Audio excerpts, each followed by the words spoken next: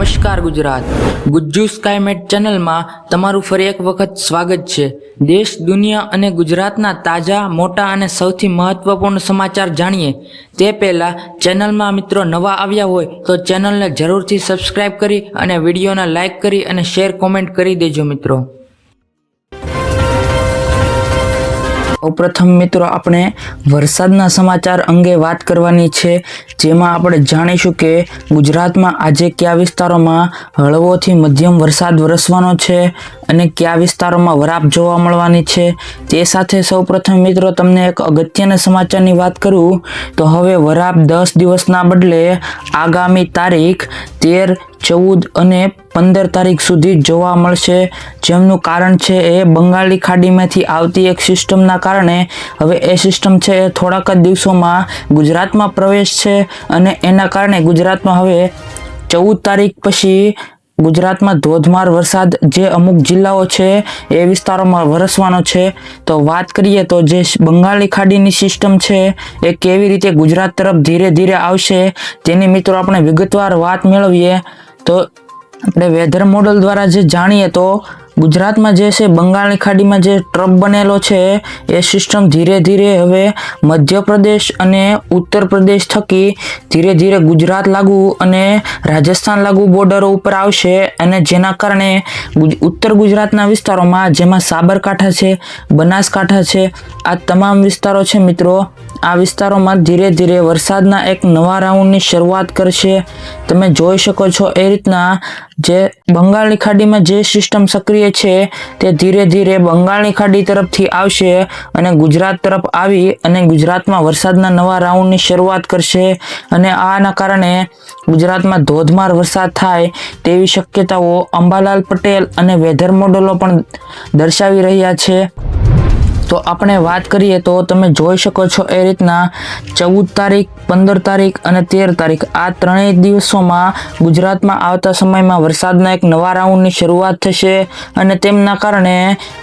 મધ્ય ગુજરાત, ઉત્તર ગુજરાત અને દક્ષિણ ગુજરાતના કેટલાક વિસ્તારોમાં ભારેથી અતિ ભારે વરસાદ વરસશે।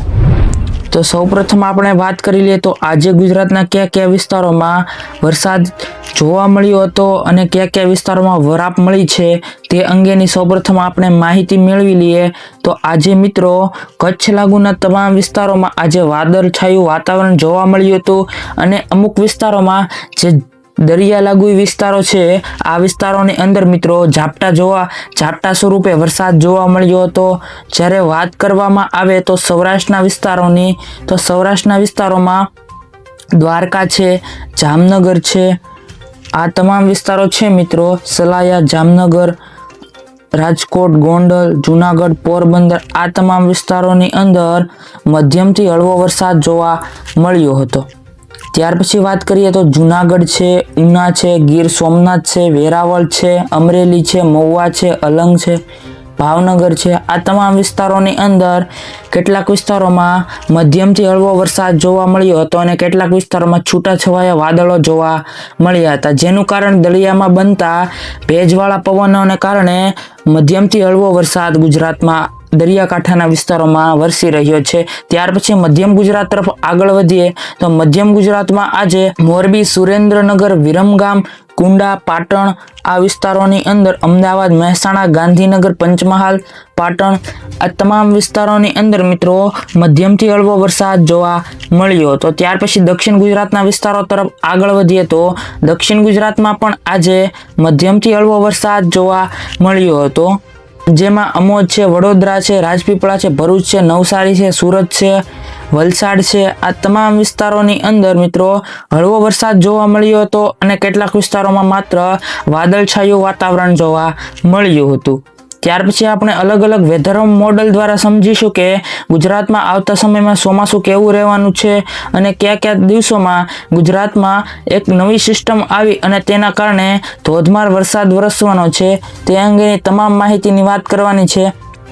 તે પહેલા જે પણ મિત્રો અમારી YouTube ચેનલમાં નવા હોય તે મિત્રોને વિનંતી છે કે અમારી ચેનલને સબસ્ક્રાઇબ કરી અને વિડીયોને લાઇક કરી દે, જેથી આવનારા તમામ વિડીયોની માહિતી તમને સૌથી પહેલા મળી રહે। તો જાણીએ તો બંગાળની ખાડીમાં જે સિસ્ટમ હતી એ ધીરે ધીરે 13, 14 અને 15 તારીખમાં ગુજરાત તરફ આવશે અને તેના કારણે ગુજરાતના કયા કયા વિસ્તારોમાં ભારેથી અતિ ભારે વરસાદ પડશે તે અંગેની મિત્રો વાત કરીએ તો જે ઉત્તર ગુજરાત છે એમાં પાલનપુર છે, ડુંગરપુર છે, મહેસાણા છે, અમદાવાદ છે, ગાંધીનગર છે, પંચમહાલ છે, દાહોદ છે, આ તમામ વિસ્તારો છે, વડોદરા છે, નવસારી છે, તાપી છે, આહવા છે, સુરત છે, આ તમામ વિસ્તારોની અંદર મિત્રો મધ્યમથી ભારે વરસાદ જોવા મળી શકે છે, જેમાં મધ્યમ ગુજરાત અને ઉત્તર ગુજરાતના વિસ્તારોમાં અને દક્ષિણ ગુજરાતના વિસ્તારોમાં આ સિસ્ટમ છે એના કારણે વરસાદ જોવા મળી શકે. બાકી સૌરાષ્ટ્રના વિસ્તારો છે આ વિસ્તારોમાં ઝાપટા સ્વરૂપે 13, 14 અને 15 તારીખમાં વરસાદ જોવા મળી શકે છે. જેમાં મિત્રો વેધર મોડલ દ્વારા સમજીએ તો વેધર મોડલો પણ એવું દર્શાવી રહ્યા છે કે કચ્છના દરિયા લાગુ વિસ્તાર અને સૌરાષ્ટ્ર અને દક્ષિણ ગુજરાતના પણ દરિયાઈ લાગુ વિસ્તારોમાં મધ્યમથી હળવો વરસાદ અને વાદળ જોવા મળી શકે છે. જેમાં છે પોરબંદર છે, જુનાગઢ છે, ગીર સોમનાથ છે, વેરાવળ છે, ભાવનગર છે, આણંદ છે, આ તમામ વિસ્તારો છે, સુરત છે, વલસાડ છે, નવસારી, આ વિસ્તારમાં પણ મધ્યમથી હળવો વરસાદ જોવા મળી શકે છે. ત્યાર પછી જે સંપૂર્ણ ભારતના મેપમાં પણ તમે જોઈ શકો છો એ રીતના જે સિસ્ટમ છે એ મધ્ય ગુજરાતના મધ્ય ભારત ઉપર સ્થિત છે અને બંગાળની ખાડીમાંથી એક નવી લો પ્રેશર સિસ્ટમના કારણે હજી એક નવી સિસ્ટમ સક્રિય થઈ રહી છે, જેના કારણે પણ ગુજરાતમાં આવતા સમયમાં એ સિસ્ટમ આવશે અને નવા વરસાદના રાઉન્ડની શરૂઆત કરશે. તો સૌપ્રથમ જોઈએ તો ગુજરાતમાં પણ તમે જોઈ શકો છો એ રીતના મધ્યમથી હળવો વરસાદ થઈ શકે છે અને આ દરિયાઈ લાગુ તમામ વિસ્તારો છે સંપૂર્ણ ભારતના એ તમામ વિસ્તારોમાં મધ્યમથી હળવો વરસાદ જોવા મળી શકે છે.